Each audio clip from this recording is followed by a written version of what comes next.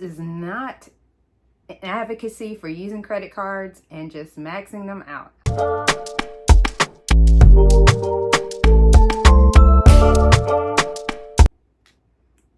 Hi everyone, I'm back again, and today I wanted to talk to you guys about cashback credit cards. They are my favorite, and I wanted to share how I utilize them to my advantage. Well, first off, if you are new to my channel, welcome and thank you so much for stopping by. If you are not new, thank you so much for coming back and checking me out again. I really appreciate each and every one of you. Now, first off, I want to say a couple of disclaimers. Number one, this video is not an endorsement for you to go out and get cashback credit cards. It is not. It is a video about how I utilize cashback credit cards to my advantage and how you could utilize ones that maybe you already have to your advantage. Number two, this is not an advocacy for using credit cards and just maxing them out. I am a firm believer in paying your balance in full before your statement drops. This is not about getting you into debt. This is about making a positive impact on your finances by using these cards. Now, this is also not coming from a place of judgment, because I myself have dug myself out of tens of thousands of dollars worth of credit card debt. So I know what it's like to be buried in credit card debt. And that's why I wanted to give this disclaimer, so that you are not utilizing these cards to dig yourself into credit card debt, but for them to be giving you something instead, which is a change. So my everyday use card is the American Express Blue Cash Preferred. Why, you may ask? It is because this card gives you 6% back on grocery purchases. It gives you 6% back on any subscription or streaming services, and then it gives you 3% back on gas. So those are things that are just my common bills. So I utilize this card to get that benefit, that cash back for those areas. So specifically, I use it for groceries, gas, and subscriptions. Now, there may be other little things that are in there, but for the most part, that is what this card is for. And I have averaged about $950 to $1,200 a year. It depends on what I'm using that particular year. And that money is just cash back. What I use it now for is I go ahead and use a statement credit and just credit the next month with what I have accumulated the month before. It does have a $25 threshold before you can pull the cash out.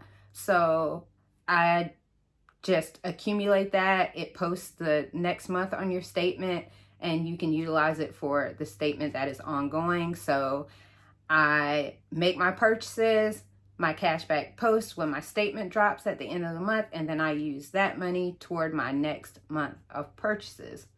That is how I use it now. That is not how I used to use it when my daughter was still at home and in her early college. I will talk about that later. Now, there is a limit on how much money you can get the 6% cash back in groceries on. There is a $6,000 limit. So basically, once you've used that in $6,000 worth of grocery purchases, it drops to 1%. So that is a downside for that card. But me, I just still go ahead and use it year round. Even after I reach the $6,000 threshold, I just still continue to use it.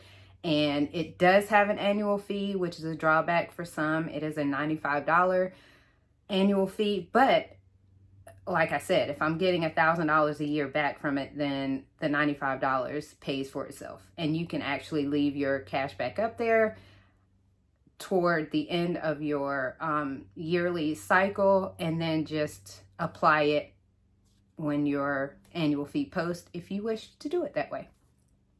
Just a thought. So that card pretty much pays for itself, so I don't worry about the annual fee. And also, I do not ever worry about credit card interest because I am paying it off before the month ends, so it really doesn't affect me. The interest doesn't affect me because I'm not carrying a balance. So keep that in mind too. Now, if I was a travel person, like person that loves avid travel, I may find a credit card that has more of the travel points and benefits. That is the point that I'm making here, is that you should be finding cards that you can utilize and that give you a personal benefit, that add something to you. So I don't go out and buy things just for the sake of swiping a card, but I do swipe my card for things that I'm going to get money back on for me and my family. My next most used card is my Barclays Rewards MasterCard. This card is a discontinued card. They do not offer it anymore, but it is my second most used card because it gives me 2% back on utilities. It also gives on groceries, but I don't use it for groceries. I probably could switch to using it for groceries once my Amex card has reached the $6,000 threshold, but I'm too lazy to do that. But if I were somebody that really wanted to maximize the benefit that I'm getting out of it, that's what I would do. It also gives, I think it's for gas, groceries, and utilities. But I mostly use it for my utilities, so I'll put my electricity, my cell phones, my internet, things like that will all go on this card. It doesn't give me a whole bunch of cash back. I think last year I got about $250 back from this card. But hey, it's $250 and I consider it free money because it's something I was already going to buy anyway and I have to pay for. So I get that 2%. It does have a $25 threshold. I forgot to mention that for Amex too, there is a $25 threshold. You have to reach that amount before you can pull the money out. So I can either let that accumulate or just pull it off once it reaches that threshold every month. It does allow you to direct deposit it in any bank account that you choose.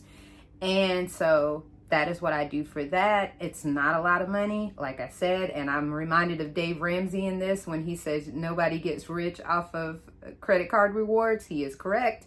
This is not about getting rich. This is just about getting a little extra something for bills that you're already going to pay for. So that is my second most used card because, you know, utilities, you have to pay for them every month. So, and I can't get any benefit from my Amex card with these categories. So I use this card specifically for those categories. Now I do have another card that I could use for the 2%, which I will talk about next, but they're already in the system to be used on this card and I'm already getting the 2%, so I just left them as they were. This next card is my card that I got the most recently. It's kind of a catch-all card, and because of that and getting it later, I didn't switch anything over. So you'll hear about that next. Now this card I consider one of my catch-all cards. I have two catch-all cards and this is a catch-all for a 2% cash back. It is the Citi Double Cash card. It gives you 2% back for every purchase, no matter what it is, no matter what category it's in. I use this for my gym membership. I use it for insurances like car or health insurance. And I use it for, what else? There's something else. Oh, my credit monitoring, because I do pay for credit monitoring every month. So I use it for those things. And really, I don't need credit monitoring anymore because I have that as a feature on other cards. But I'm a stickler and I want to see what I want to see when I want to see it. So I do pay for credit monitoring. So those things are on this card. It's not very much. I get about $200 cash back a year from these. I also use it for my taxes because generally speaking, we owe taxes every year. It's not a lot. I try to keep it as low as possible, especially under $1,000 so I don't get penalized. but I will put that on this card only because the time of the month that the tax due date falls, I don't like that date. So I like to pay it later in the month. And so this card, the statement closes later in the month, so I can actually use that card, pay it, and then pay my taxes before the statement drops. Now, please be careful of doing stuff like that, because there is a fee when you pay taxes with a credit card, but that fee is about 1.89. So just make sure that any cash back that you're getting exceeds the charge that you're going to pay for paying with a credit card your taxes. That's just me. I like for things to fall at a certain time in the month, and I do utilize my cards as well to streamline my bills so that I pay them when I want to pay them. So that is just a card that I use for that. Again, I get about $200 cash back a year on that one. And so, hey, it's not a lot, but it is. Now, this one doesn't have a specific threshold, so you can pull at any time, even under the $25 limit. You can pull that money. It does allow the option of direct deposit into your bank account, which I like very much. And so that is what I do. I usually let that accumulate and then pull at a certain time of year. It could be the end of the year, which it was the end of the year when my daughter was home. Again, I'll get to that later. Now, this one is my last catch-all card. I only get 1.5% cash back on this one. It is the Chase Freedom Unlimited. Now, I could probably utilize these a little bit more, but I actually got the double cash card to replace this card. And so I really don't utilize it that much anymore. There may be, I kind of use it for maybe a large purchase that I'm making for something that I'm buying that I want to choose a date that's different from my Citi card.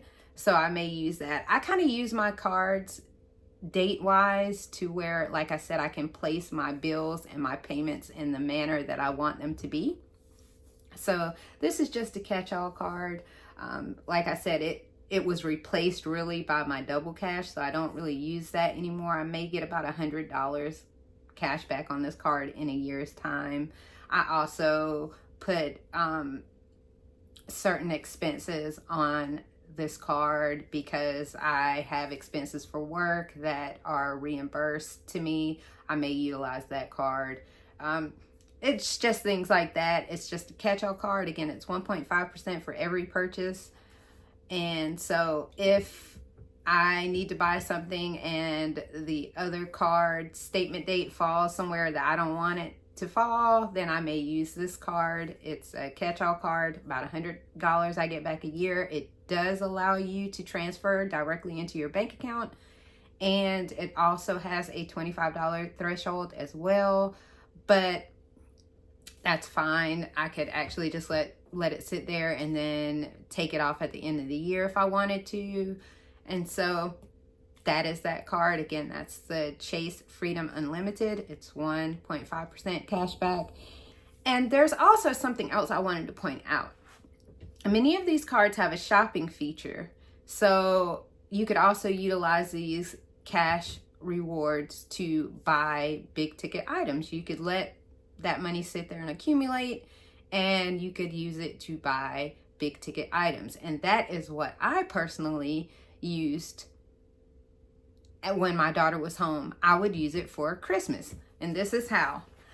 So my Amex card allows me to buy more things in its shop. Like it has more options. Pretty much anything you can name, you could buy through their shopping feature. So what I would do when my daughter was home and younger, I would take these cards, utilize them for my normal everyday stuff, or things, bigger ticket item things that I knew I was going to buy. I already had the cash for, already had the cash for, but I'm just utilizing this card to get cash back for that item. So I would use them year round, and then come November, whatever had accumulated, this is what I would do. because Amex doesn't allow you to get cash back to your bank account, that is the card I would use to buy higher dollar ticket items for my daughter's Christmas. So I would let those points accumulate, or not points, excuse me. I would let that cash accumulate on that card. Again, I was getting about, roughly $1,000 on this card in cash back. I would let that accumulate, and then I would buy the item from that shop. And then my other cards that did allow the feature to give me cash back into my bank account, I would withdraw whatever I had accumulated the whole year into my bank account, and then I would buy her items, and if it exceeded that $1,000 that I had on the Amex, I had this cash money that I could use to pay the balance. So that is what I would do. And normally it would pay for the bulk of Christmas for her. I mean, adding that up, let's see, 1,000, 200, 300, 400, that's $1,400 that I would have accumulated in a year. And that's a lot of money to spend on Christmas. So I would use that money to buy any high dollar ticket items for her Christmas items. So I wasn't really paying for that. So that is a trick that you could use if you have kids and you do have cashback credit cards that you are using responsibly and paying off, that you could get that cash back and utilize that for bigger ticket items. Just hold that money until it's almost Christmas time and then use that money for those items.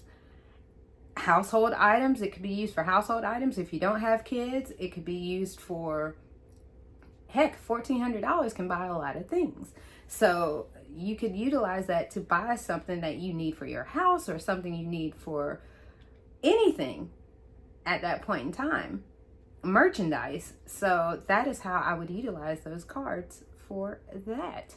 So I just wanted to give you guys my what's in your wallet session and how I use cashback credit cards. Again, 90% of my cards are cashback card in some way, form, or another. That is my preference of card.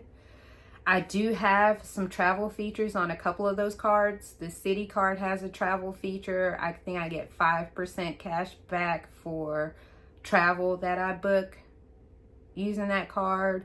And Amex has a feature that pays for insurance on any rental car that you utilize that card to purchase. So there are some travel features on my card. Should I use them? But like I said, if I was a travel enthusiast, I would probably have a travel points card instead, and I would just be accumulating points for travel.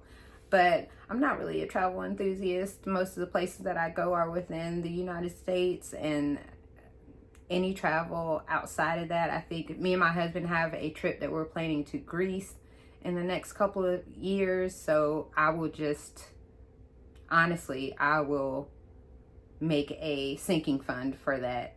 And then I do have a trip for Japan, but that is coming up in the next couple of years, and that is through my job, and it's paid for me, so I don't have to pay for that.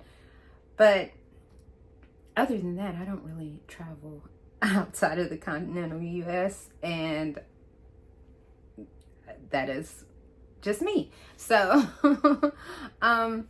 hopefully you got something out of this in ways that you can use your credit cards to your advantage. No, you're not going to get rich of it. No, you're not going to get, $1 million in cash back. But if you're using those cashback cards for items that you are already going to buy, why not get the money back? Why not? That is how I see it. So hopefully this was useful. I hope you all have a wonderful rest of your day, and I'll talk to you soon. Bye.